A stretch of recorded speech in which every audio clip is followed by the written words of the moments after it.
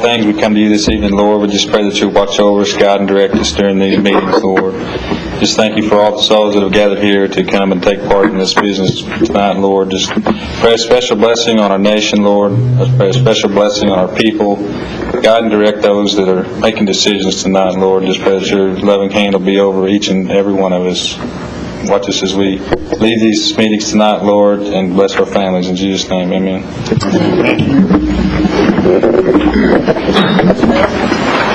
Roll call.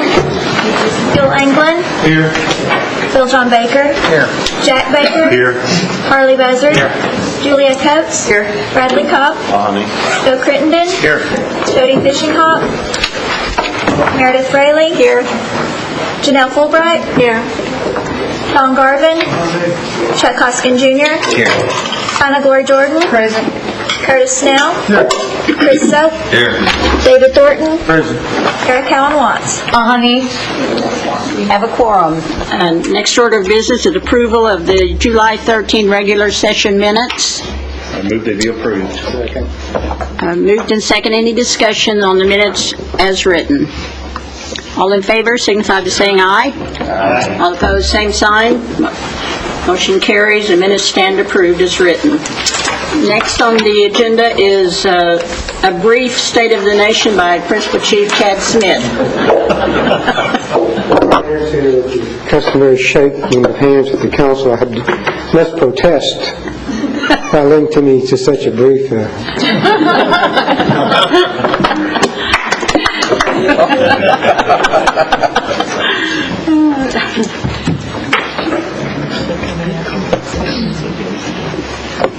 that mean you're coming? That means you'll do it twice.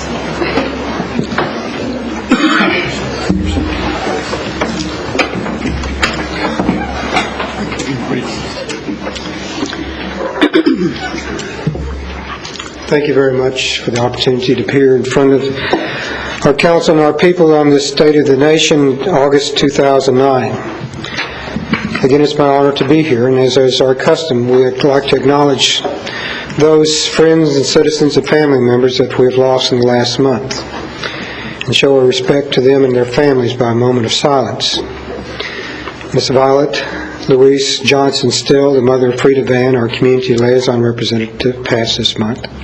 Dalton Hildebrand, Angie Langley, Imogene Kaufman, the mother of Delana Kaufman, who works in management resources. George Duvall, retired from W.W. Hastings Hospital, husband of former Cherokee Nation employee Juanita Sanders Duvall. Luther Young, father of Kim Willis, the Catoosa ICW employee. Jerry Rogers Chasteen, Cherokee elder from Mays County. Sandra K. Finney. Dana K. Butch Smith. And as a counselor, or anybody else they would like to recognize? Yes. Charles Stein, Salsa. Okay. If you will, join me in a moment of silence.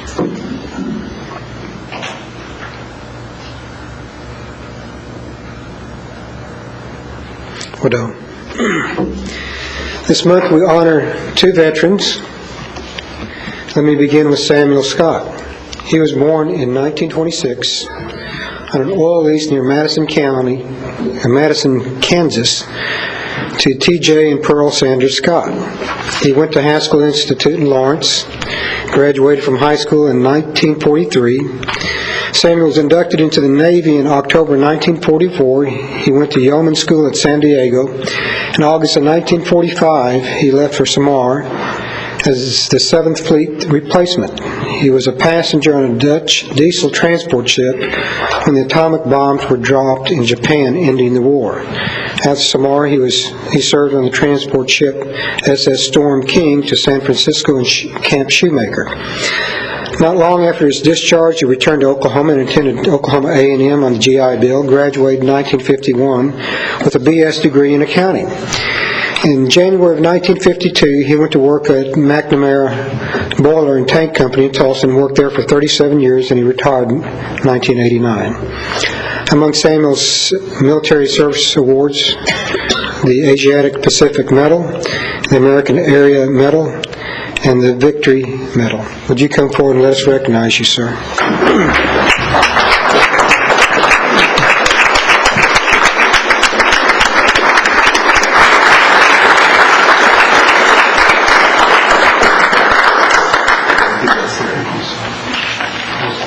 Let's put this on you, sir.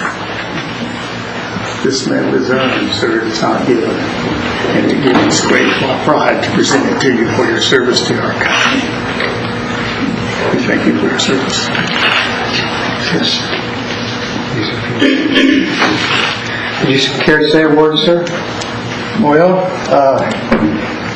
I didn't do as much for my country as I told Dennis Sixkiller. He put my name in for this. But my dad was in the trenches in World War I. My brother was in a submarine USS Chad in World War II. And a younger brother was on the cruiser St. Paul in the Korean War. And I told him I didn't do near as much as they did, but I'm proud of what I did. Thank you, sir.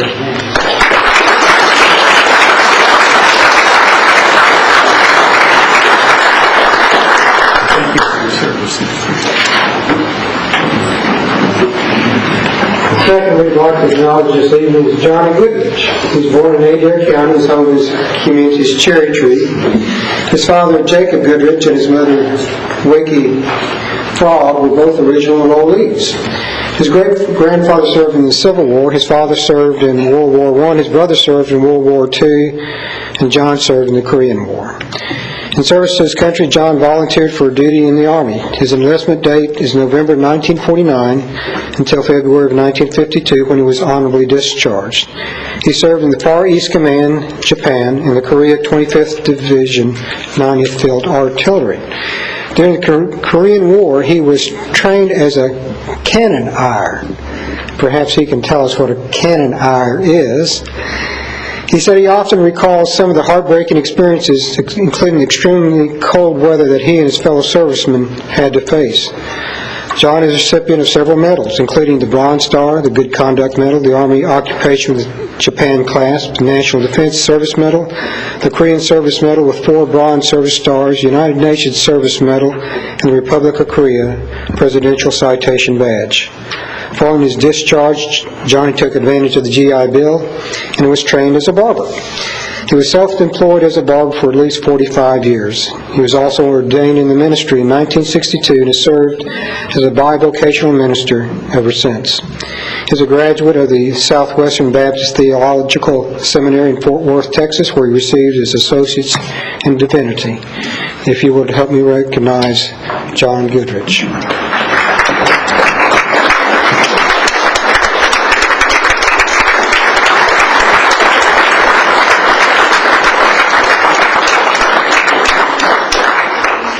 Do you want to put the pin on?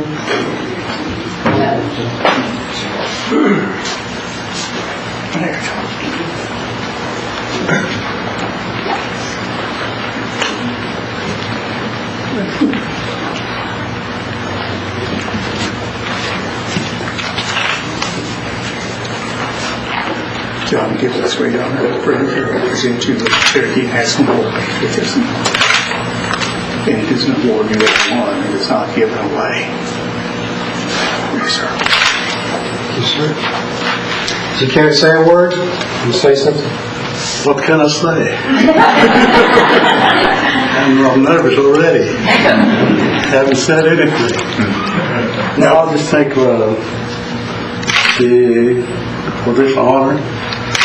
And I didn't even know I was deserve this, but there's a lot more out there that deserve more than this. Thank you, sir. This is fun. It's yours. Thank you.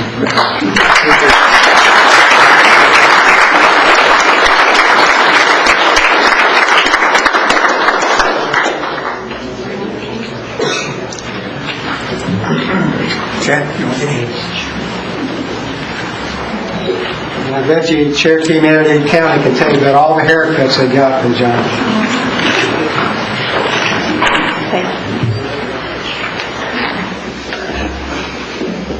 Okay, you want to get in? I can do that. Yeah, we'll do that.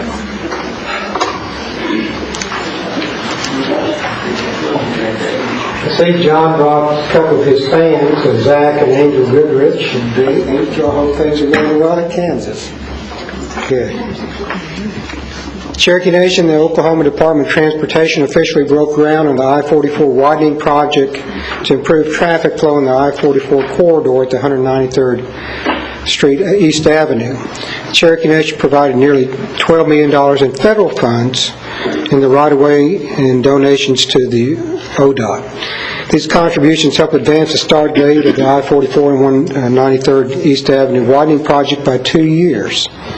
Other roads projects began when we partnered with ODOT in Ottawa County on the east-west 150 bridge near Narcissus. For that project, our part was $150,000. Talking Lee's Job Corps held its graduation this week with more than 80 students graduating in a variety of fields. Lieutenant Governor of Oklahoma, Jerry Askins, gave the commencement address to students. The Cherokee National Holiday will be held on the weekend of September 4th. One of the main features of the holiday is a parade on Saturday morning, followed by the annual State of the Nation. This year, we will hold a special event to mark the start of planned construction on the Veterans Center. The public is invited to join us at the construction celebration on 3:30 on Saturday, September 5th at the Cherokee Nation Warriors Memorial as part of the holiday.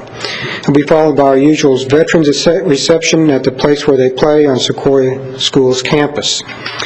Another new item this year will be free walking tours presented by the Cultural Tourism Group. I believe most of them will start every half hour at the Capitol Square after the State of the Nation event and will be offered also on Sunday. Crescent Valley Church is the location of a special Cherokee Nation Youth Choir concert at 7 p.m. on Thursday, September 3rd. On Thursday and Friday, visitors can attend the State of the Nation Conference, the State of Sequoia Conference at NSU, and that's a conference by Cherokee academicians and others presenting Cherokee papers on Cherokee history, anthropology, and sociology. The car show has been moved to Sunday and will be located in the parking lot at our casino here in Tahlequah and is help-sponsored by C&E.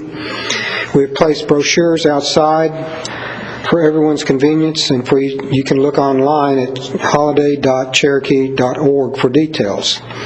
We have a special guest for this Cherokee National Holiday, and it'll be John Lewis, the congressman from Georgia.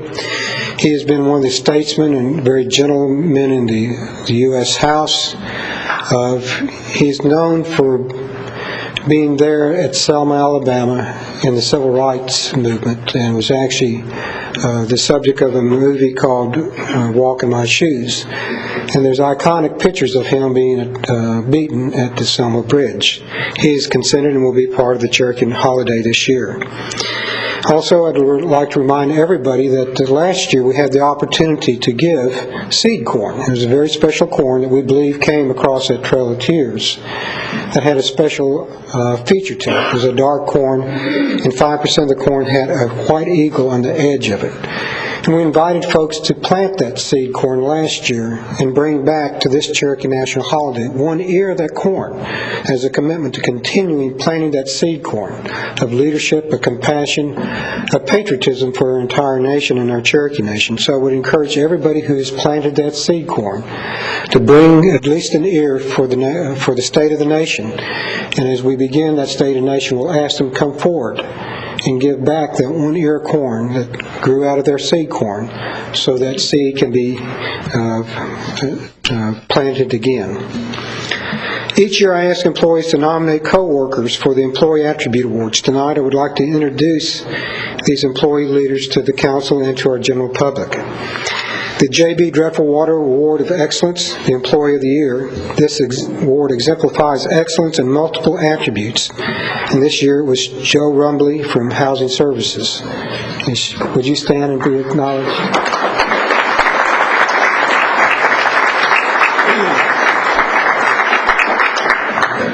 The Susan Bluebird Award of Excellence, Respectful. Each hold the existence of everyone sacred, was awarded to Amy Davis in the Commerce Services Group.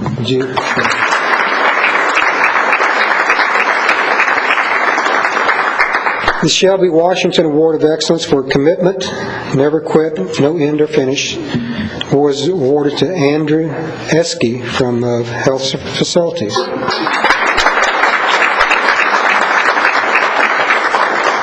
The Wayne Wallace Award of Excellence, the Cherokee Way of Life, preserve, use, teach, and learn the Cherokee language, history, arts, wisdom, music, and heritage, goes to Rob Daughtry of Career Services. Is Rob here? Well, that was sort of a meaningless question, because if Rob was here, you would not miss him.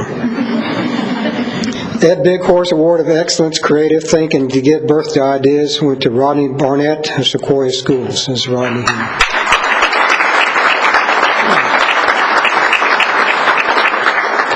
The Irene Goodnight Award of Excellence, Integrity, Honest, Straightforward, Upfront, and Fair, went to Brenda Carter of the Health Services Women, Infant, and Children's Program.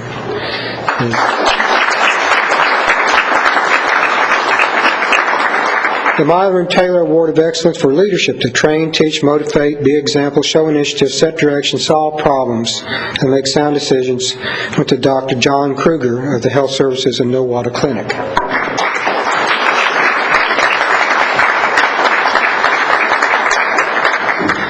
The Nancy J. Miller Davis Award of Excellence to communicate, to give and receive communication, ideas, criticism, and information went to Sandra Baker of Career Services at Talking Leaves Job Corps. Ms. Sandra.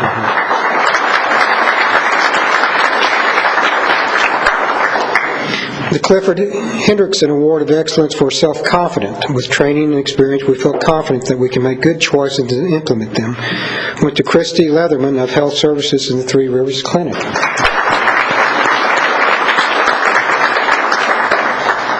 The Donald C. Guy Jr. Award of Excellence for Cooperative, no territorialism, bend over backwards to help others, went to Thomas Williams of Health Services and the Three Rivers Health Center.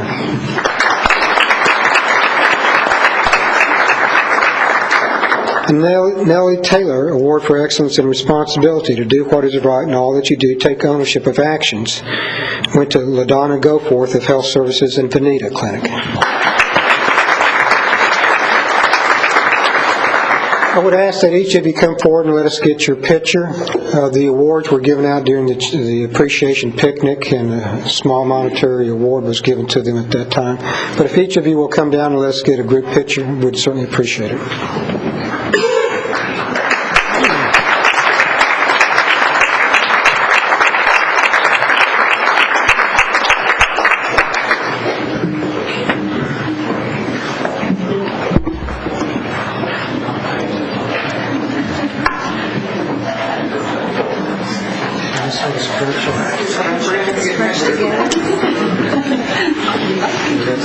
He's going to be afraid in a little bit. We get about 3 of them. Second one coming up. Okay, don't close your eyes. Thank you so much.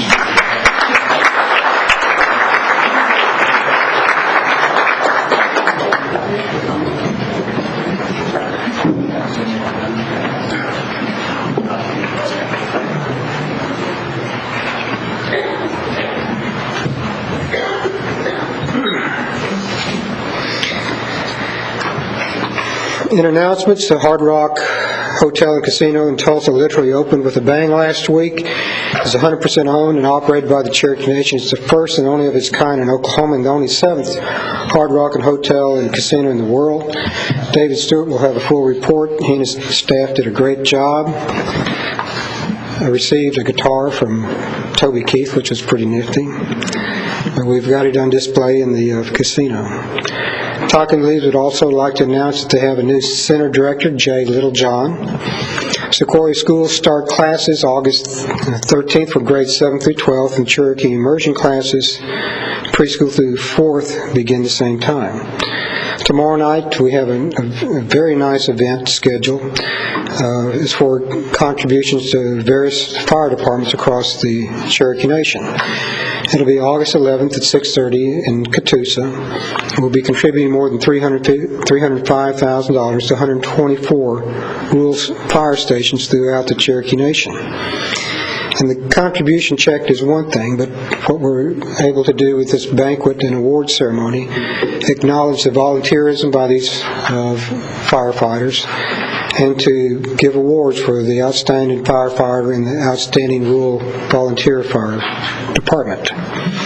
Before leaving this evening, I'd like to recognize and ask a very special young lady to come up and say a few words. Her tenure as Miss Cherokee is coming to an end, but I think we would all agree it's hard to find a young lady has been a greater ambassador of the Cherokee Nation than Miss Feather Smith. So Feather, if you'll come forward.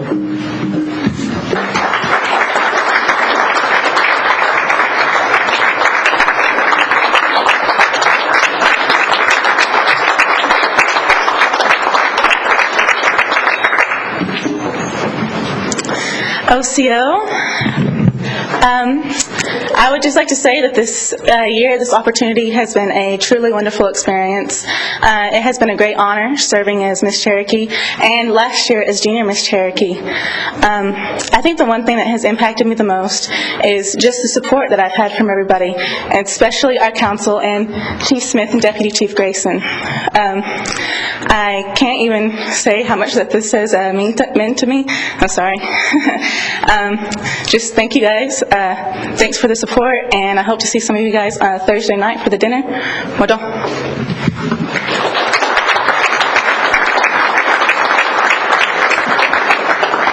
Further, we'll be having a hog fry. It's appreciation dinner Thursday night. What time? Where? The Cherokee Heritage Center, 6 o'clock, the time building. Okay, and I think we all agree that she's been quite an asset for the Cherokee Nation. That concludes my State of the Nation. Widow. Thank you, Chief Smith.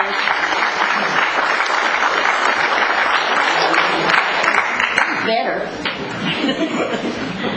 Under our next order of business, we have 2 items of unfinished business. These 2 items were vetoed by the Principal Chief for various reasons, and tonight we are to vote whether we want to sustain or override the veto on each item. Item 1 is an amendment to the tobacco code providing for a tax rebate for licensed tobacco retailers, and the sponsor of that is Councilor Chuck Hoskin. Thank you, Madam Speaker. Just briefly, this legislation and this policy issue has been on a long journey. It's important to remember where it started. It started when the administration negotiated a compact that had a provision to rebate taxes to certain retailers.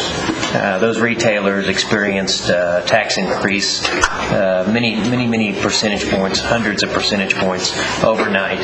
And we had a provision in the compact negotiated by the administration to rebate some of those funds. It seems clear, looking at the figures as we've done over the past months, that the border shops, those that received a overnight substantial tax increase, have suffered. And so it's my position that we should use the only tool that we have to provide some short-term, modest tax relief to these retailers. And with that, I would move for its approval. Moved to override or sustain the veto? Override the veto. Do we have a second? I'd second that. Moved and seconded. Any discussion? Any discussion? All in favor of overriding the veto on this tobacco legislation signify by saying aye. Aye. All opposed, same sign. Aye. Roll call. Yes means that you support the override. Julia Coates? No. Bradley Cobb? Yes. Joe Crittenden? Yes. Jody Fishinghawk? Yes. Meredith Fraley? No. Janelle Fulbright? No. Don Garvin? No. Chuck Hoskin Jr.? Yes. Tyna Gloria Jordan? Yes. Chris Soap? No. Curtis Snell? No. David Thornton? No. Sarah Callan Watts? Yes. Bill Anglin? Yes. Bill John Baker? Yes. Jack Baker? No. Harley Buzzard? Yes.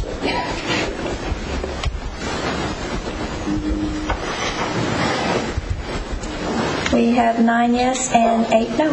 9 yes, 8 no. Motion fails. Okay, the second item is this resolution. Pardon me? No, sorry. Yes, it takes 2/3 to override, and we didn't have that, Mr. Hoskin. But I appreciate your support of this, however. Thank you. Item 2 is this resolution authorizes the support of Councilors Fishinghawk and Jordan's appeal concerning access to counsel. Ms. Lori Jordan, did you want to take that? Yes. The subject matter of this resolution deals with the Smith versus Cherokee Nation Election Commission lawsuit. This is ongoing litigation, and I believe it would be prudent not to take any action on the veto override until this litigation comes to a conclusion. Therefore, I move to table the resolution. Moved and seconded. All in favor of tabling, signify by saying aye. Aye. All opposed, same sign. No. One no. Who was that? Oh, should have known, Mr. Soap. Okay, motion carries. It is tabled. Okay, next are committee reports. First to report is Mr. Sutherland, the Housing Authority.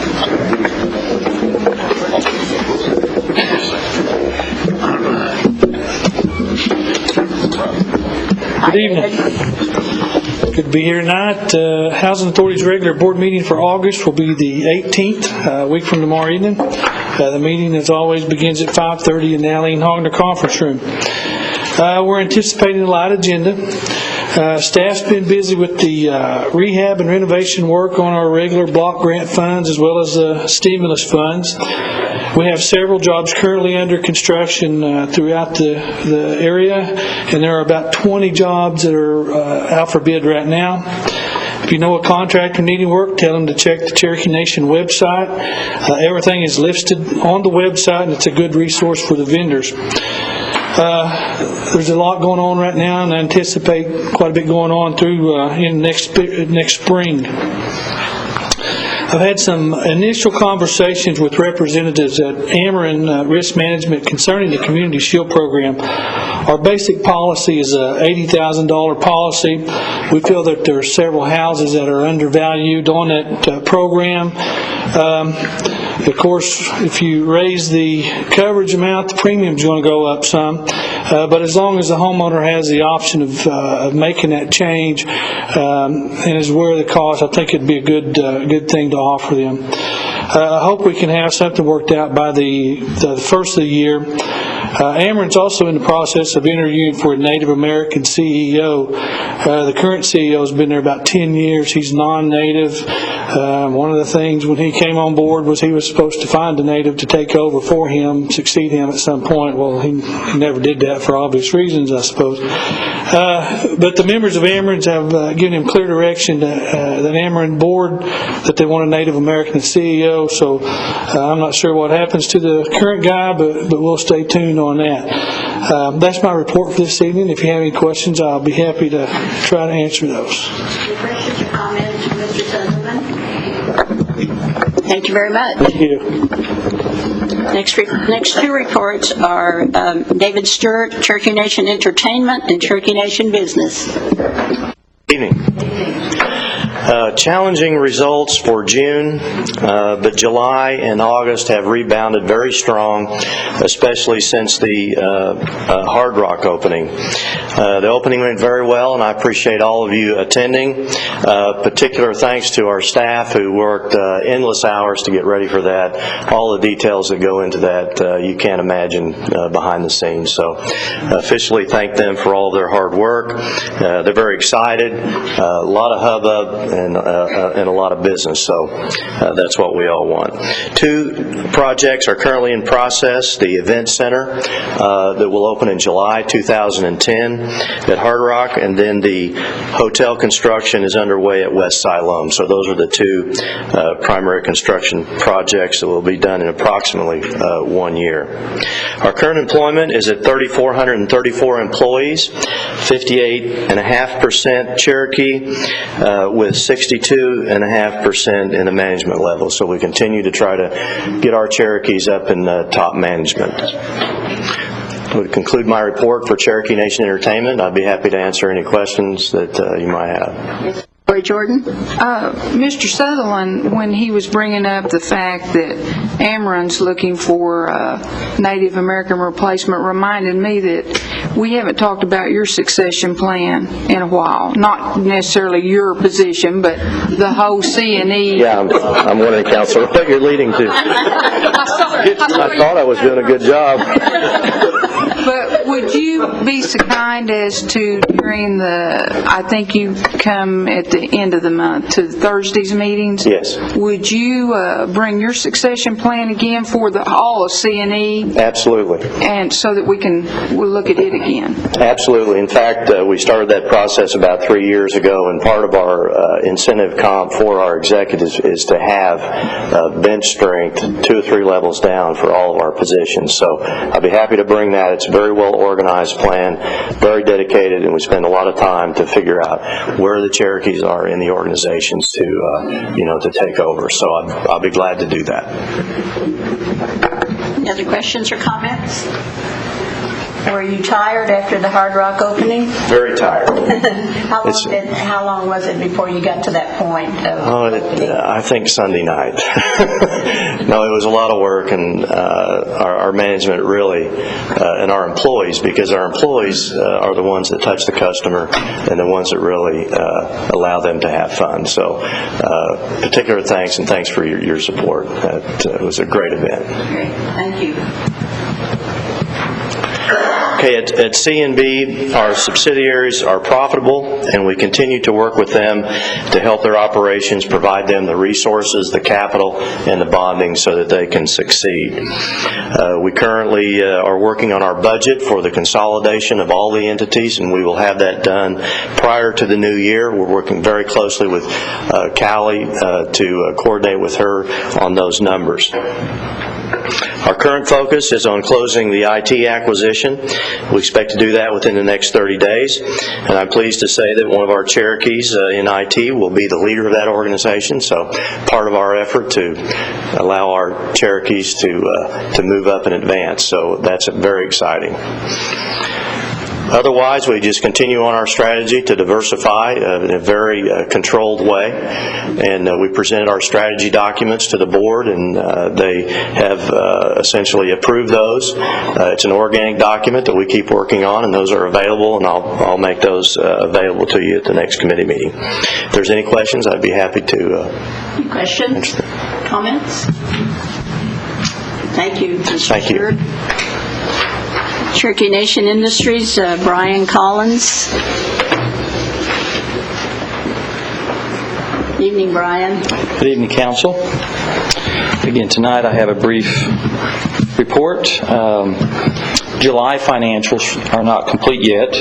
They'll be completed here next day or two, so we'll report that at the NF. But we are seeing positive signs still out of the manufacturing and improvements that are going on. Current employment with C&I and overall business units, we have 496 in the local area, which is 83% Native American. The ongoing improvements that we're making in Stillwell with our building number 2, I know some of you might have saw it there, is that we're striving to have that complete by the end of September, and basically it's a relayout of all of our material flow, material handling for additional improvements to feed all the manufacturing facilities. Again, as David had mentioned, we are working on our budgets. A lot of time has been spent, it was at C&B most of the day as well, working on C&I's budgets for next year of what we have to do to make improvements to try to get things back in black and try to stay in black.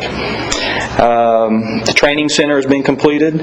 We have training schedules in place. We're having Excel classes and improvements for Office product or Office, Microsoft Office, improvements with the administration within C&I, leadership development, production. So the training center, we've seen a huge improvement of overall efficiencies. A lot of it has been due to our training staff as well as the new center that we've recently opened, and that's a huge improvement. And also from our customer standpoint, when they're coming in and asking for specific training, we're able to take what their needs are, understand their scope of work, and then work with our employees and get them completely trained in those areas of competencies. And we've seen some great improvements in those areas. Our next board meeting is September 28th in Tulsa at 2 o'clock. And so if there's any questions, that concludes my report. Any questions for Mr. Collins? Thank you very much. Okay, thank you.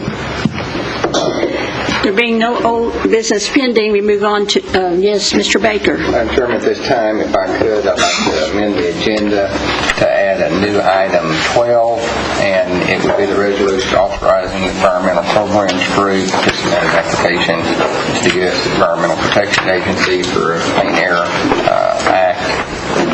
Put that form in motion. Moved in second. Any discussion on amending the agenda to include this item as item 12 under new business? All in favor signify by saying aye. Aye. All opposed, same sign. Motion carries. Okay. Approved in Community Services Committee were two grant applications. One is to Department of Health and Human Services for the 2010 LIHEAP program. Mr. Buzzard? Madam Chair, I'd like to take these two resolutions and have them approved in total. Yes, sir. If you could. The other resolution, you want me to read it now? Sure. The other resolution is a resolution authorizing the submission of an application for funding to the United States Department of Agriculture for the Food Distribution Program. I make a motion that these be approved. Second. Any discussion on approving these two items in total? All in favor signify by saying aye. Aye. All opposed, same sign. Motion carries.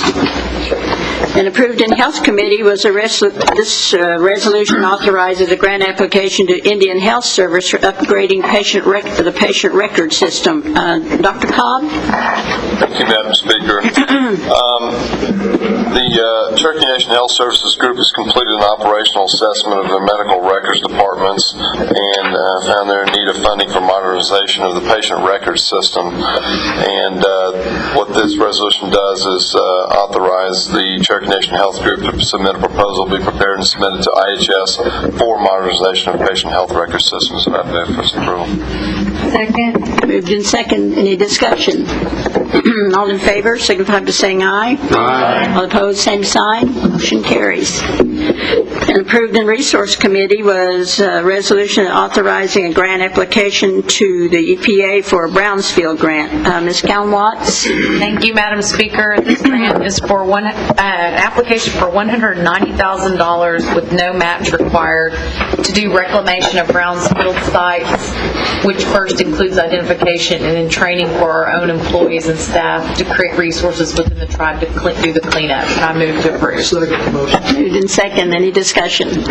All in favor signify by saying aye. Aye. All opposed, same sign. Motion carries. The second item is a resolution that authorizes a lease on trust land to the Cherokee Nation Historical Society. Councilor Baker? Yes. Bill John Baker?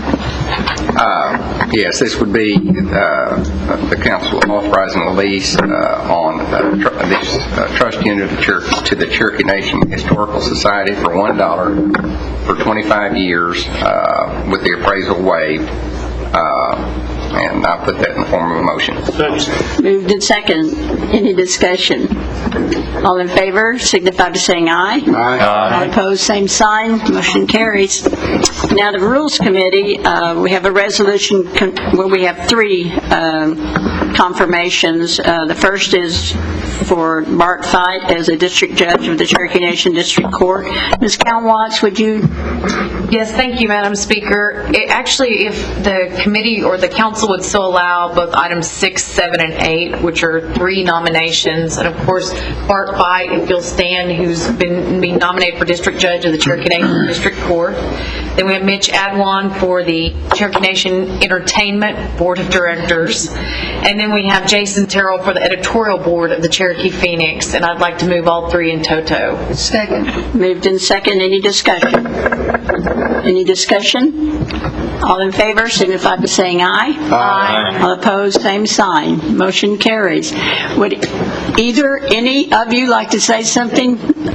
Judge Fite, would you like to make a comment? At the risk of giving a second attorney an open mic, I'd just like to say thank you very much. I take this job very seriously, and I hold it very dear to my heart. I love working with kids. I like working with you all, the chief, and our healing wellness court, and I just want to thank you for your vote of confidence one more time. Thank you also. Mr. Adwan? I'm not an attorney.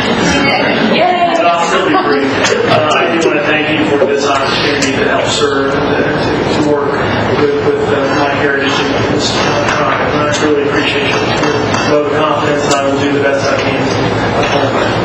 for serving. And Mr. Terrell? I'd like to echo the sentiments of my colleagues. Thank you for your confidence. It's both an honor and a privilege to serve the Cherokee people, and I look forward to being part of the continued success of the Phoenix. We have a great paper, and I'm extremely proud of it, so glad to be there and be part of it. Thank you for your service also. Madam Speaker, as a point of information, just to clarify, they are all 3 Cherokee tribal citizens. Thank you. Thank you. Okay, item 9. Item 9 is a resolution. This resolution authorizes a partial waiver of sovereign immunity and for the sole purpose of allowing for enforcement of the terms of the AT&T Master Agreement, which this waiver is made a part thereof. And Mr. Baker, were you going to make that motion? Yes. I will move that it be approved. Thank you. Second. Moved in second. All in favor? Any discussion? All in favor? Ms. Count-Watt. Just to clarify for the public, this does not have anything to do with our wireless accounts. This is only the landline consolidation, and will allow for Hastings to have better services and additional things at the tribe since Southwestern Bell was bought out by AT&T. Thank you, Madam Speaker. All in favor signify by saying aye. Aye. All opposed, same sign. Motion carries. Okay, item 10, this resolution authorizes a joint venture construction program for a healthcare facility at Tahlequah. Dr. Cobb. Thank you, Madam Speaker. I'd like to defer to Councilor Bill John Baker since this directly impacts his district. Yes, thank you, Dr. Cobb. Cherokee Nation has determined that a need exists to construct and staff a new healthcare facility in Tahlequah, Oklahoma. Cherokee Nation wishes to seek the operational funding for the facility participating in the Indian Health Services Joint Venture Construction Program. And whereas the Cherokee Nation agreed to provide a healthy facility to be located in Tahlequah for this project, be it resolved, Cherokee Nation, that the Tribal Council hereby authorizes Cherokee Nation Health Services to participate in the fiscal year 2010 Indian Health Services Joint Venture Construction Program. I put that in the form of a motion. Second. Moved in second. Any discussion? All in favor signify by saying aye. Aye. All opposed, same sign. Motion carries. And approved in Executive and Finance Committee is an amendment to the 2009 Comprehensive Budget, which is Mod 10, and Mr. Baker, Jack Baker. Thank you, Madam Speaker. This budget mod increases our budget by more than $13.5 million. It includes items $150,000 for the Clothing for Kids program, $111,000 for the Saline Courthouse, the Bonita Clinic, infrastructure for utilities at the new site, $639,000, healthcare bond buyback of $3,237,000. It also reduces our interest income by $834,000. There's additional funding for Indian child welfare of $109,000, contract health service increase of $2,396,000, an increase in environmental health of $149,000, NAHASTA funds for $2.5 million, and capital fund expenditures for the Nowata Clinic, Muskogee Clinic, and Sallisaw Administration of $1,429,000, and health construction debt service with $3,245,000. Total budget authority of more than $590 million. And I make a motion to be approved. Ms. Gloria Jordan? Yes, I would like to offer a friendly amendment. There are 10 items in front of all of the council that we've discussed previously in committee and actually pulled out the first 7, I believe, for further consideration, and then we have 3 added ones from different committees, and those are reducing housing rehab by $112,000, the MAP program by $288,000, increasing environmental reviews by $112,000, and then there are 4 items of economic stimulus. Modernization would be reduced by $278,000. $1,000. Housing rehab would be reduced by $361,000. And then we would increase monitoring of the Tarot group for $543,697. Again, economic stimulus, environmental reviews would be $93,945 increase. Those 7, what has happened is one group got all the money, and now we're dividing out the money to the necessary groups that help housing. Then on 8, 9, and 10, that is a gen fund transfer to higher ed of $335,000, and then higher ed receiving that $335,000. And then the last one is the charitable donation to the state of Georgia for 2 of their sites there, their historical sites, in the amount of $40,000. Those total amendments would be $13,985,015. And I would ask that that be a friendly amendment to this budget mod. Yes, with one clarification. Yes. That increases the total budget mod, the $13,985,000 from the $13,500. Yes, that make the total amount. I will accept that. Okay. Ms. Calmont? Yeah, I just need a clarification. The $40,000 is for an MOA with the state of Georgia on New Echota and the Van House, right, to keep it operating? Yes. And not necessarily a charitable donation. Well, I don't know how it actually is in charitable donations through the chief's office. Right.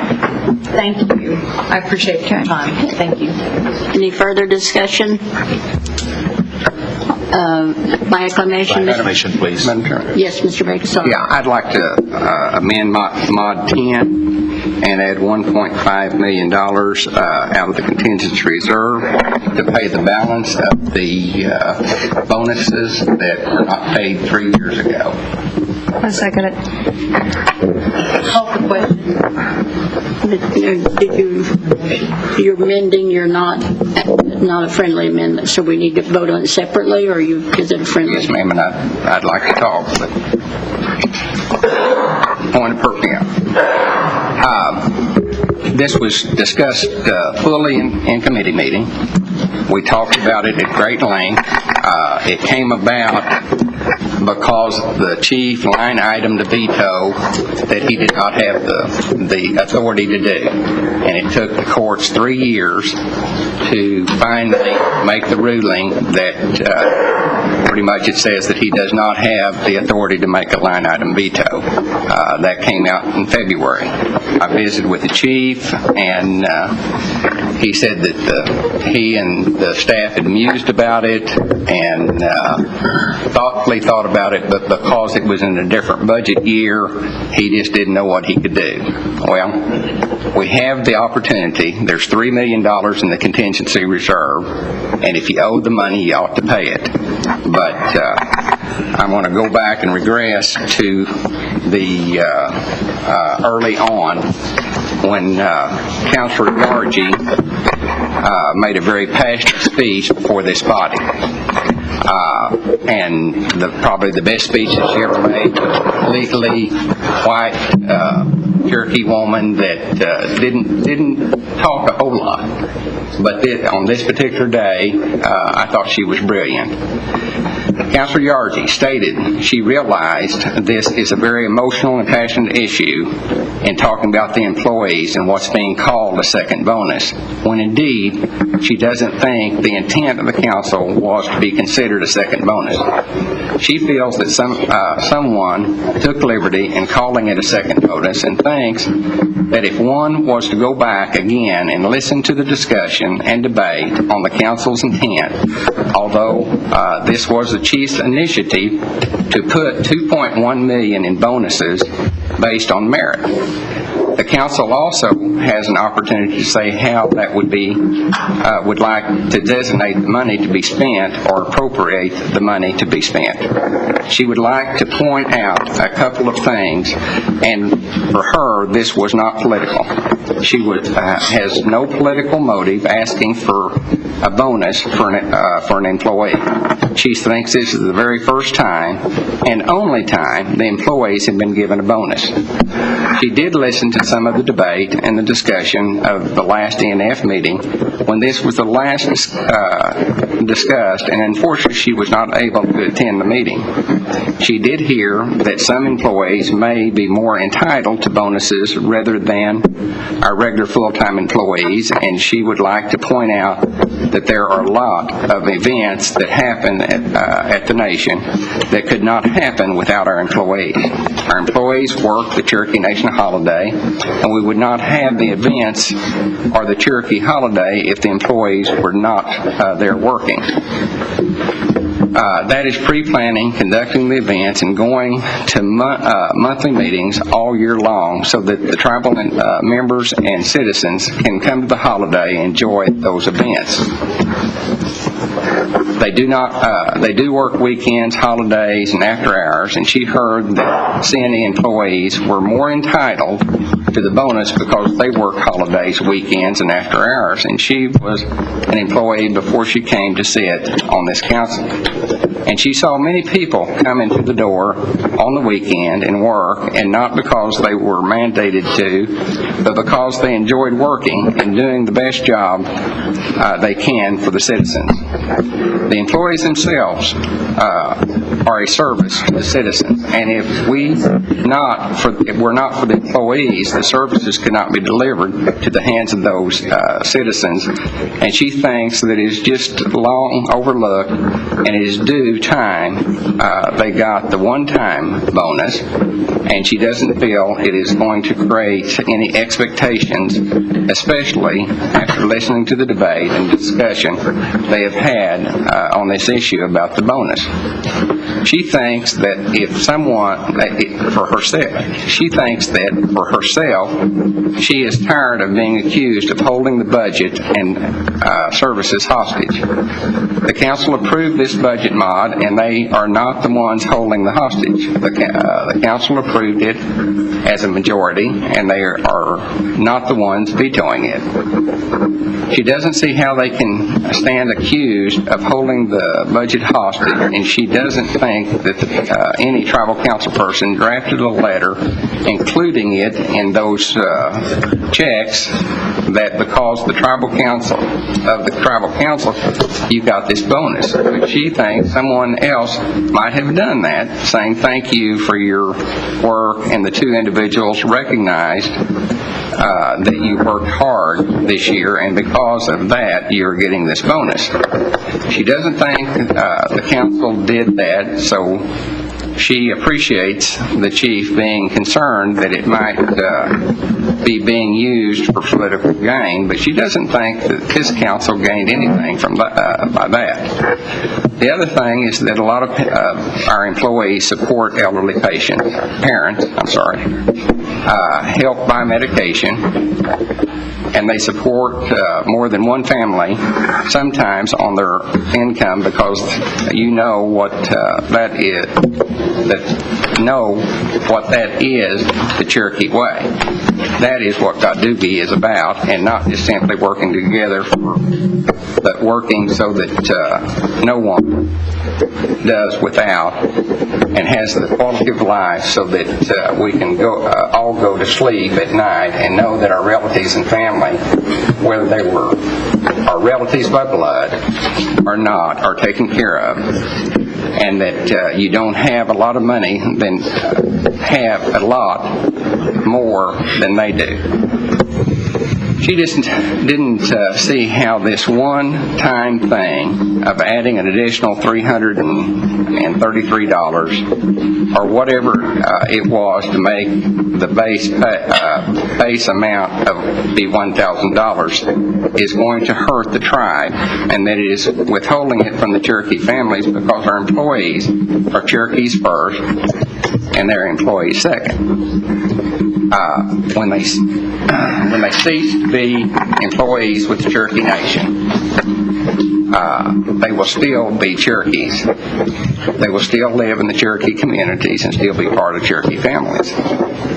That was followed up by Councilor King, who stated that he could not have said it any better than Councilor Yargi. But the debate over this issue in committee was probably the most heartfelt and emotional that he has seen in his short time on the council. He felt they were arguing about how to help Cherokees, and he hopes the goal is to help Cherokee people. Someone very wise that he respected in his life told him to sit in this chair is really, you need to ask yourself, does it help the Cherokees or does it not? And he has been around Tahlequah and the Cherokee Nation his whole life, and he doesn't think you can ever accuse Cherokee Nation employees of being overpaid. He understands economics, and he knows the conditions people live in here in the Cherokee Nation. And most often, it's check to check, and if there is anything they can do by administrating the budgets and allocating funds to help those people, this was a good, solid way to put a dent in these families' lives. The other thing was you're supposed to help one another and be good to one another. And that is why he hopes they can keep this a part of the budget mod and override the veto. I spoke next and stated that the council has discussed this with lots of facts and figures, and all have been thrown out, but some truths for the fiscal year 05 Cherokee Nation carried over $25 million that was to go to the services for the people of the Cherokee Nation. In fiscal year 06, we carried over $32 million for direct services. These are dollars that came back that should have gone to the services and didn't. True, the chief said that he had figured in $2.1 million for employee bonuses, which was an additional because the budget had $1.2 for the bonus plan that he called merit pay. The chief asked for $2.1 million additional in the bonus pool that is given out, as one counselor put, to the hardest working Cherokees. The ones that are being rewarded for services above and beyond the call of duty. We have looked at those numbers and how those people were being rewarded, and the way it worked was some people were getting 15% and some people were getting nothing. And unfortunately, it was the people at the bottom of the rung that were getting nothing, so that the people further up could get bigger bonuses. Some people were getting $10,000 and some were getting $15,000, while the janitors and what he considers the hardest working Cherokees we have were getting zero. It was said that 4 to 6 years that we went through all the salaries of the Cherokee Nation and brought them up to what the state government did. The state government has given 3 raises since that time, and the Cherokee Nation was just barely with them 6 years ago. And now, last year, they gave every employee a $3,000 per year raise, and the Cherokee Nation didn't do that. They felt they had $2.1 million, and the chief had said with the surplus that can be given to the employees instead of letting it be given out in the merit pool. They said let the $2.1 million be given to the 2,100 employees at $1,000 each. And they knew the federal taxes would be taken out, but what they did not believe is that they would take $860,000 out off the top for indirect costs, which he thinks in this case is writing checks and sick leave and comp time. Not give any employee an extra day of vacation. An extra insurance premium was never paid, or anything out of the $860,000. There can be arguments that they have to treat every program fairly, or that we could have done a pass-through. But when CNE gives the bonuses, they don't have to worry about the indirect cost, and they truly believe that it was going to get to the people, but it didn't. So they came up with extra amount, knowing that they would be taking out indirect cost and fringe pull off the top.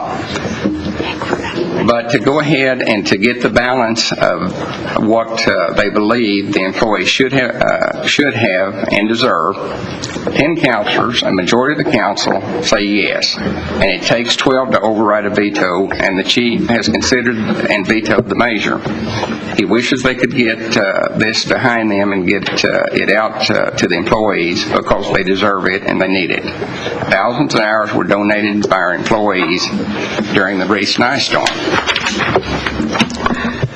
And none of the departments have money for overtime. The employees were doing this on their own, which is part of being a proud Cherokee Nation employee. And they do it because it is the right thing to do.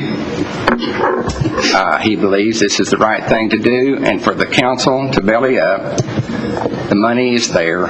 It's not going to be guaranteed for the next year, and it's not going to take us into the 21st century where there are no services for our people. We owe it to our employees, and he wishes just one of the counselors that have voted against this time after time would see in their heart to do the right thing and override the veto.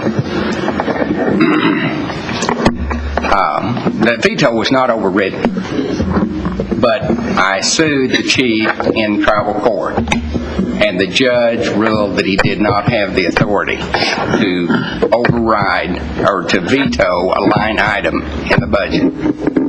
So 10 counselors on that day said that the employees were due $1,000. They were only given $666, so we owe them $333, folks. We owe them $333, all 2,100 employees. David Thornton stated the council approved the bonus to be $1,000, and no one has had a bonus since he has been on the council. They have always gotten merit raises anywhere from 0 to 15%, 10 to 15%, and what he is saying is that the people out here work hard, they put in extra hours, and sometimes that little bonus they get may change them to start doing a little better job or give them a one-time bonus. He doesn't see any problem with it.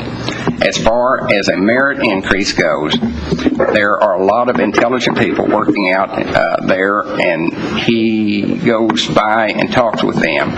This is one of the things they ask him, is when they are going to get the rest of their bonus. Your word is your bond. And when he gives his word, the employees would get $1,000, then that is what he's going to stick with. Councilor Leary stated that they have received propaganda letters about how the bonus is going to affect the elderly, and why didn't we get the money to the elderly. He wants the public to make no mistake that this money does not infringe on the elderly and the disabled and the eyeglass program. The money is from another entity that is only providing what should have been done a long time ago, and providing some assistance in a bonus to our good and endearing workers of the Cherokee Nation.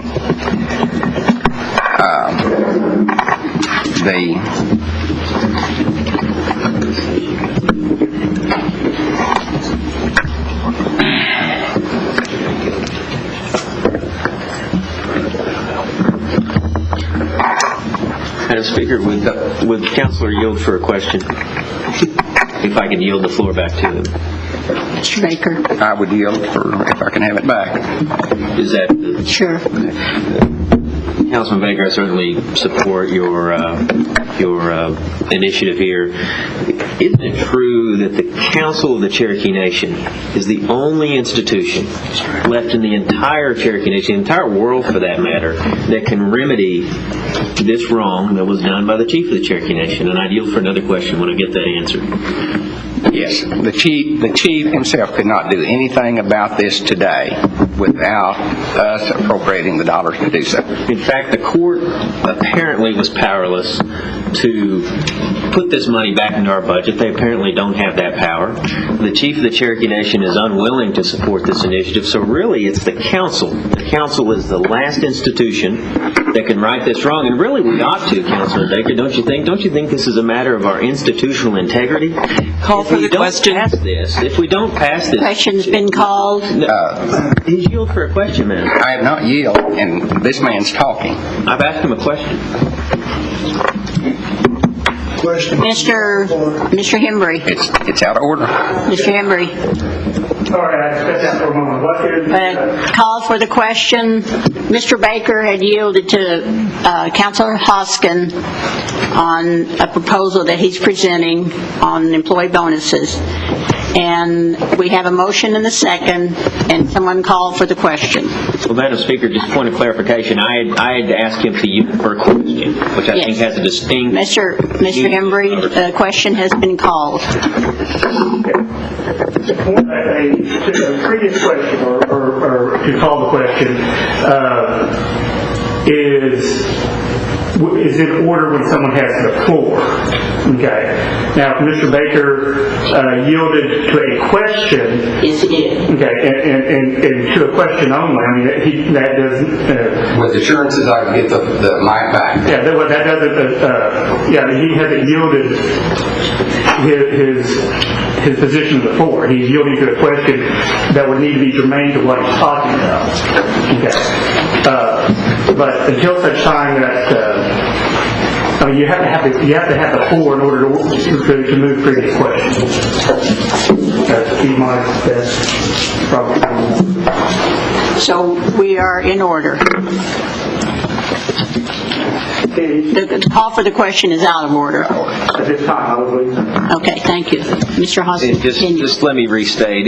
Is it your opinion, Councilman Baker, that if the council fails to act, in fact, there's no institution left that can correct the unconstitutional act of the Chief of the Cherokee Nation? In other words, we're it. The buck stops with us. Isn't that true? I believe that to be true. Well, let me yield back to, having done the question, back to Councilman Baker. Did you say you have another question? Not at this time. Okay. And, Proverbs 22:22 says, do not rob the poor. Now may I call the question, now that the floor is yielded back to the... believe that Mr. Hembry? rob the poor. Mr. Hembry. She has a question. Yes, in my opinion, I don't believe that he yielded to the floor. He yielded to a question and he's answered the question. That would be a decision of the chair. I mean, I don't want to substitute myself for the chair. Look, wait. Mr. Baker. I have the floor, ma'am. Okay, Mr. Baker. Yes, ma'am. Continue for 2 more minutes. No, ma'am. That's not right. Why is not we have right? never put a time limit on debate. And since I've been on this council, and you can't do it in mid-train. Point of order. Although it is not breaking Robert's Rules of Order, I believe it is the custom of this body not to bring forward, not to bring forward something that has already failed in an earlier meeting and has failed at Executive and Finance in the same form. Although I appreciate your opportunity to bring it forward as an amendment, it is not the custom of this body to read into the record minutes from prior meetings at a length while people wait. Point of personal privilege. Yes, sir. I'd like to talk. Okay, for 2 more minutes. You've had 20 minutes, Mr. Baker. And your point has been very well stated. I move to override the decision of the chair. I second that. Moved and second. Any discussion? All in favor, signify by saying aye. Aye. All opposed, same sign. Aye. Roll call, please. Yes. Let's just make sure we're all on the same page. Okay. Appeal the decision of the chair. If you're voting yes, you're voting in favor of the chair. That's If right. you're voting no, you're voting against the chair. Now, the chair's directive was continue debate for 2 more minutes. That's been appealed by Councilman Baker. Yes. So yes would be in favor of the chair's decision, no would be against the chair's decision. I have a point of clarification before we take the vote. And it goes directs to Mr. Henry. Mr. Henry, he has a point of clarification. If there's no authority in Robert's Rules of Order to cut off debate, then on what authority does the Speaker limit debate to 2 minutes? That's the decision of the chair. And the right of parliamentary procedure is to appeal that decision, which has been made in session. Madam Speaker, I'd ask you to reconsider, because the issue is of utmost importance. It's gone beyond just the question of the wage increase or the bonus. It's now a question of the procedures of this body. And I really think before we go down this path, you should reconsider. Any other discussion? Just a point of information or point of order. Just to clarify, this body can limit debate and make that motion. But the chair also has the privilege, Madam Speaker has the privilege to ask each of us to conduct ourselves in a certain way. But we do also have the ability to vote to override that, which is, I think, the question we need to address at this time. Okay. And point of clarification, and I need to address this question, I think, to Todd. Is there anything in Robert's rules that allows in midstream the limiting of debate to 2 minutes?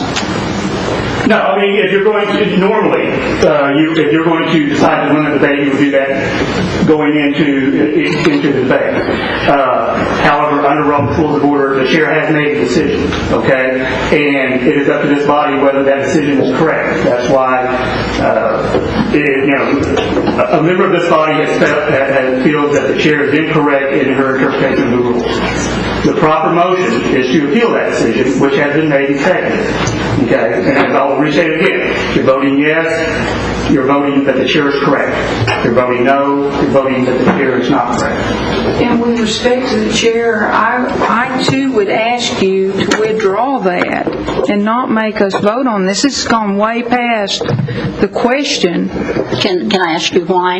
Either Hoskin or Councilor Hoskin or... Because there is a procedure where we could go to rules at the end of the month and establish a procedure to limit discussion, but we didn't do that before this meeting. And I believe that Councilman Baker has a right to recite, talk, do whatever he feels is needed to give us his position on this particular motion. Okay, Mr. Hoskin? I think, Madam Speaker, that even though his presentation was lengthy, clearly Councilman Bill John Baker was in the middle of a coherent, straightforward presentation that we deserve, and more importantly, the Cherokee people deserve to hear. So to cut it down to 2 minutes seems way too harsh at this point. I think you should reconsider. Let's see how the debate unfolds. I mean, my goodness, I got to ask 2 questions of Councilman Baker before there was this rush to cut off debate. I really think, again, you may have the authority to cut off debate. You may have that authority. But the question is, you're going to exercise it now in the middle of his presentation when he really was still on point. And I just, on that basis alone, would ask you to reconsider. Mr. Henry? Well, to be particular about Robert's Rules of Order, an appeal by the decision of the chair is available in one fashion. One speaker in favor of the chair, which is usually the chair. One speaker opposed. So if we're going, if you want to do that or go to a vote, but we're kind of getting into debate on the appeal decision of the chair, which normally would carry one vote pro, one speaker pro, one speaker con. Point of order, Madam Speaker. I guess I directed it. Is there a limit on debate and the debate over the debate to cut off? She can set that. I mean, there will be one speaker in favor for no one speaker opposed for no one than 5 minutes. If that's the parameters that you so wish. But that can be extended up and go to a vote also. Councilman Baker, with all due respect, and you know that I respect you very much. I'm going to stay with my decision. I think you have made a good presentation for the council to consider.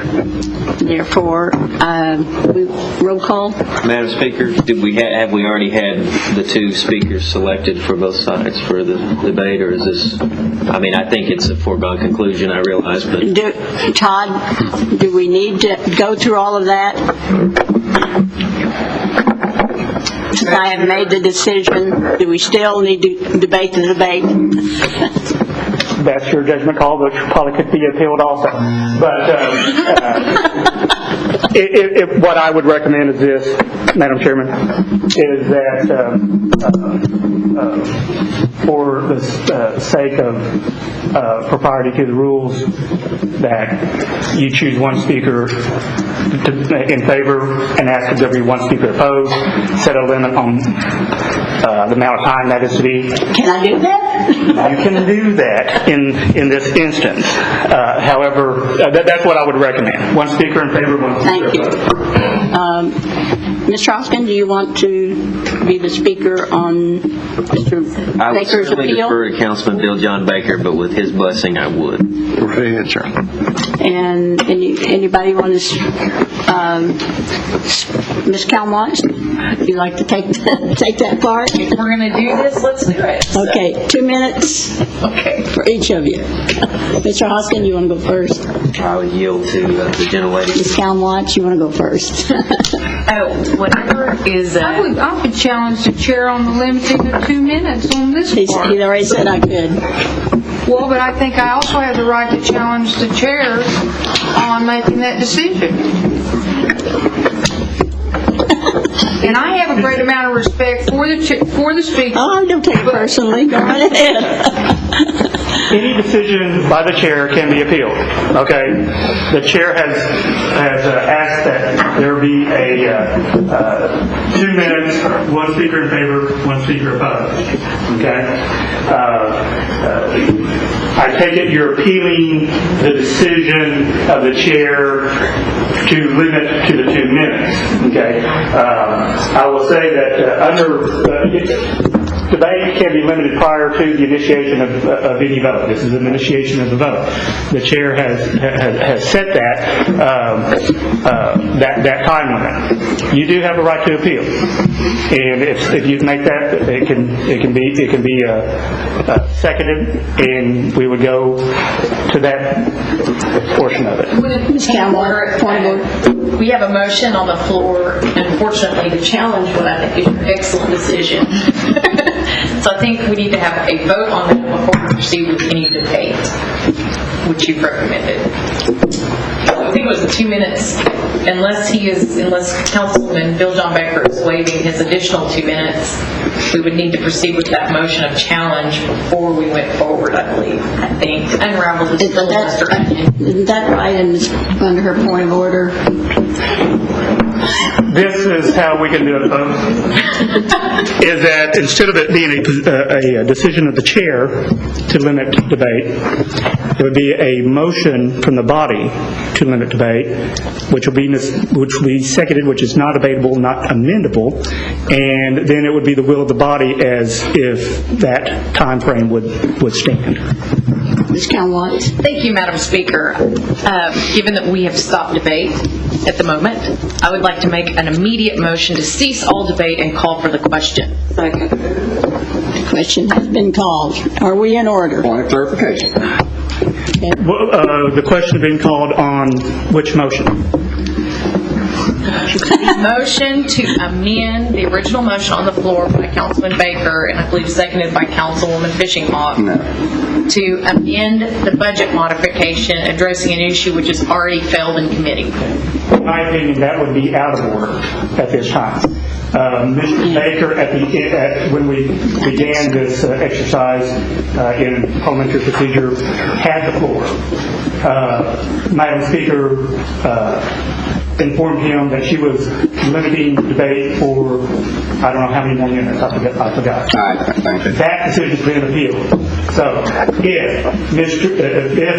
if the chair's decision is upheld, debate would continue for those 2 minutes, If the chair's decision fails, then we continue on. Mr. Baker has never yielded the floor, so previous question at this point would be out of order. Okay. Thank you, Mr. Hembry. Okay, now I forgot where we were. We were on division and doing the yeas and nays. Yeah. Okay, yeah, we have. No decision On the challenge of the 2 minutes. Appealing your decision for 2 minutes. Appealing my decision for 2 minutes, correct? To limit the two speakers to 2 minutes. Yeah. That motion was made by Councilperson Jordan. Good, yeah. Okay, and seconded by... Second. Did you second? I did not. Who seconded?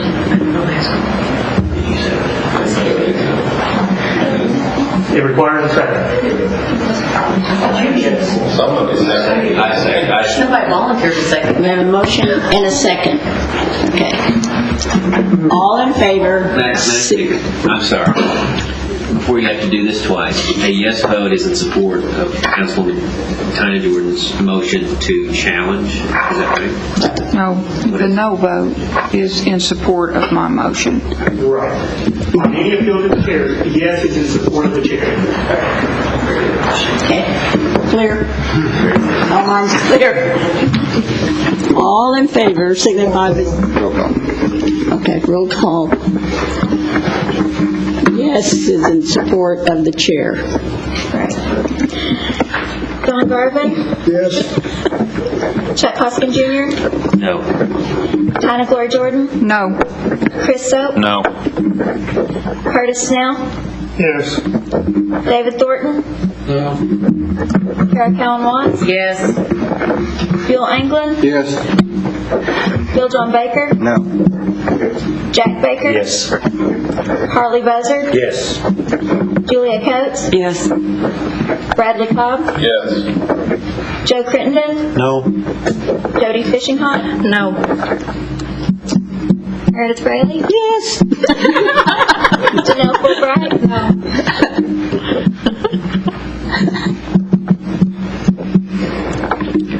We have 9 yes and 8 no. 9 yes and 8 no. So the the decision of the chair stands. Okay. Okay, so that was on the first appeal. So therefore, at this point, there will be 2 speakers. One in favor of the chair, one opposed to the chair. Ms. Callan Watts was in favor of the chair, limited to 2 minutes. Question, we're talking about the motion to amend on the $1.5 million for the merits.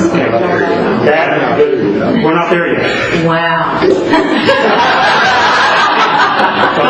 So now we are debating Mr. Baker, Bill John Baker's original appeal of the chair. 1 speaker in favor, 1 speaker opposed, for 2 minutes. 2 minutes. My famous 2 minutes. It's kind of awesome. I think that Mr. Baker, Bill John Baker, has had adequate time to address this issue and has enunciated, read into the record we already have, which is under the Freedom of Information Act.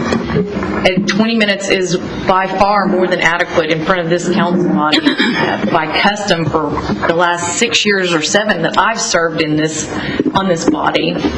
So I'm concerned that this filibuster type maneuver is going to become a habit of this body. If we want to continue on this path, then we will be in rules, creating rules to govern our own body, which doesn't excite me because I don't think that's the behavior of how we should conduct ourselves, at least at this meeting. I think our committee meetings give us adequate time and opportunity to do this. And what concerns me about this particular issue is we've heard it over and over again, and I don't know how else we can hear it and would decide differently as grown adults with research skills at hand.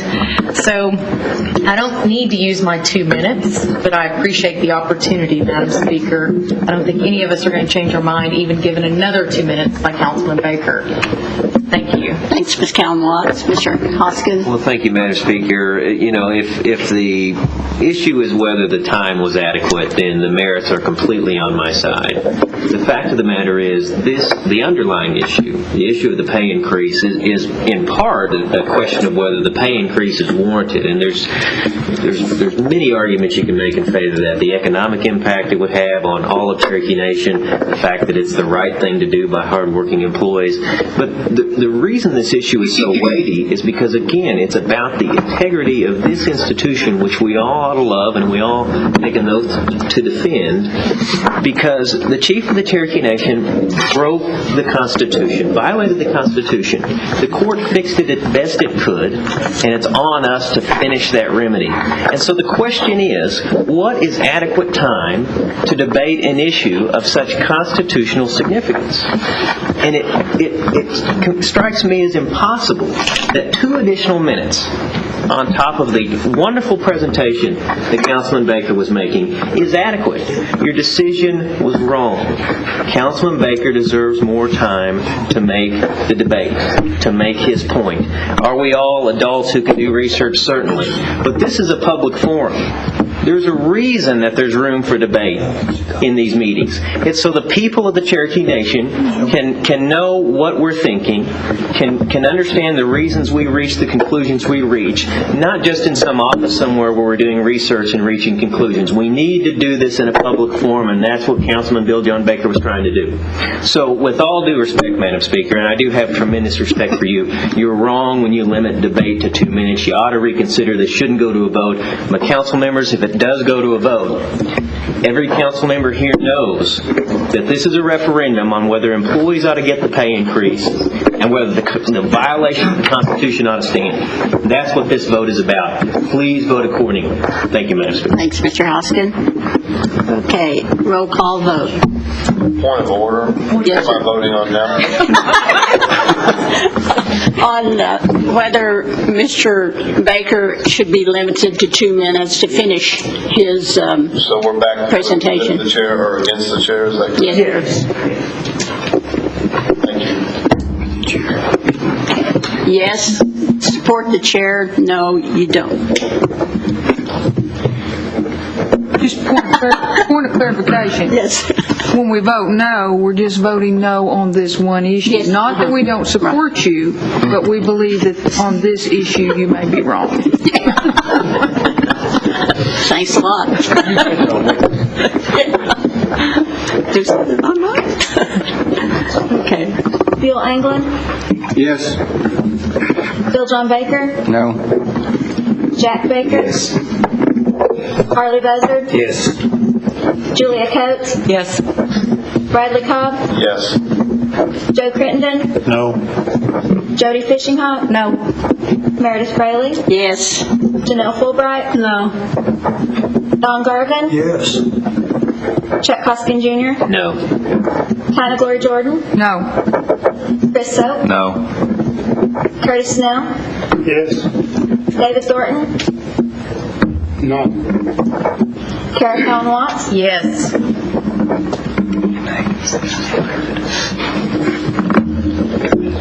9 yes and 8 no. 9 yes and 8 no. Mr. Baker, 2 minutes. 2 minutes. Well, I am disappointed, and since I've been on the council, I have yet to have a council person censored or hushed or limited in their debate. I think it's extremely disrespectful, and this is a very important issue. It is the word of this council that whether you voted for it, whether you didn't, the majority of this council said that we were to do it. We did it in a legal fashion, and it was illegally vetoed.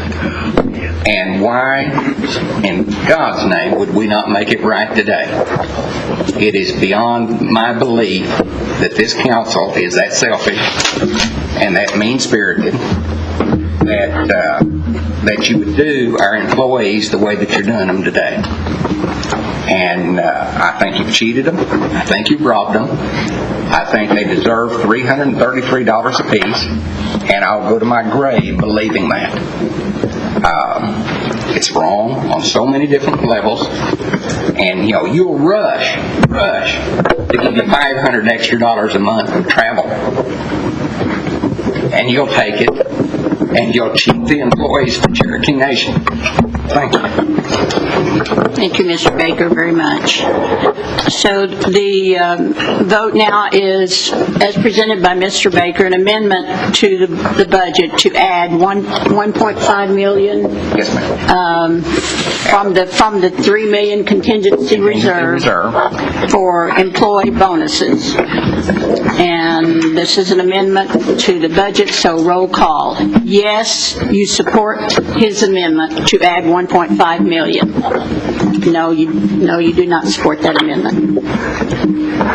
Just to make sure I understand, yes, if we vote yes, we are giving the employees the $333. That's right, $1.5 million to add to the budget. Okay. All minds clear? Okay. Yes, Ms. Okay, I just have a question. So who's going to pay to cut the cost of the check, and is that also included in that? I mean, because that's how we got in this in the first place. It is built into it, Madam Chair, if I can answer that. Yes, please, Mr. Baker. Yeah, it's built in. It's in the contingency reserve. The contingency reserve is for contingencies, things that were unforeseen at the start of the budget year. That's what it's for. And we owe it. Thank you. Madam Speaker, point of order. Are we in the middle of debate, or was that just a... It was just a point of information. I just wanted to clarify before we voted. Yeah, we're voting in discussion to amending the budget. We have a motion and a second. Who made the motion? Jody. Okay. Did you have? Oh, okay. All right. Roll call. Yes, you support the amendment. Cherokee Watts? No. Bill England? No. Bill John Baker? Yes. Jack Baker? No. Harley Buzzard? No. Julia Coates? No. Bradley Cobb? No. Joe Crittenden? Yes. Jody Fishinghawk? Yes. Meredith Fraley? No. Janelle Fulbright? No. Don Garvin? No. Chuck Hoskin Jr.? Yes. Tina Gloria Jordan? Yes. Chris Soap? No. Curtis Snell? Yes. David Thornton? Yes.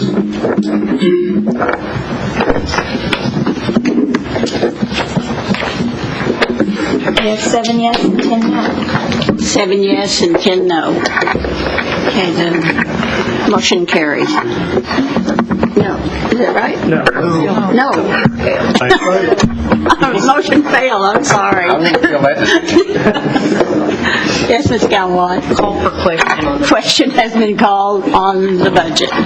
Roll call, please. And that includes the friendly amendment by Ms. Gloria Jordan to add, what was the amount?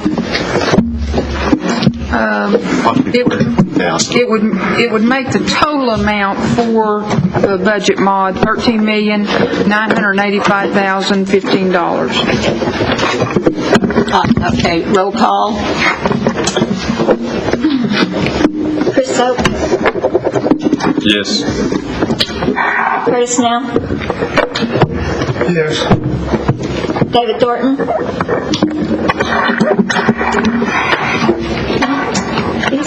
No. Cherokee Watts? Yes. Bill England? Yes. Bill John Baker? Yes. Jack Baker? Yes. Harley Buzzard? Yes. Julia Coates? Yes. Bradley Cobb? Yes. Joe Crittenden? Yes. Jody Fishinghawk? Yes. Meredith Fraley? Yes. Janelle Fulbright? Yes. Don Garvin? Yes. Chuck Hoskin Jr.? Yes. Tina Gloria Jordan? Yes. 16 yes and 1 no. 16 yes, 1 no, motion carries. The budget stands amended. Item 12 is first I want to say something. Todd, thank you for your help, and thank you, council people, for the respect. Mr. Thornton? Madam Chair, I'd like to go back several years. when the chair let Ms. Holmes speak, and I heard her ask and read out the Constitution and the code book. And I think these council should have respect to bring forward what they need to bring forward. And that's just my thought. I remember that Ms. Holder, she spoke for a long time. Thank you very much, all of you. Okay, item 12 is a resolution that authorizes grant application to the Environmental Protection Agency for funding on indoor environmental projects. Ms. Calwatt? Thank you, Madam Speaker. This is for a $500,000 four-year grant, or $125,000 each year over 4 years from the EPA for indoor air quality testing under the Clean Air Act, and I move for approval. Second. Moved and second. Any discussion? All in favor signify by saying aye. Aye. All opposed, same sign. Motion carries. Now, are there any announcements?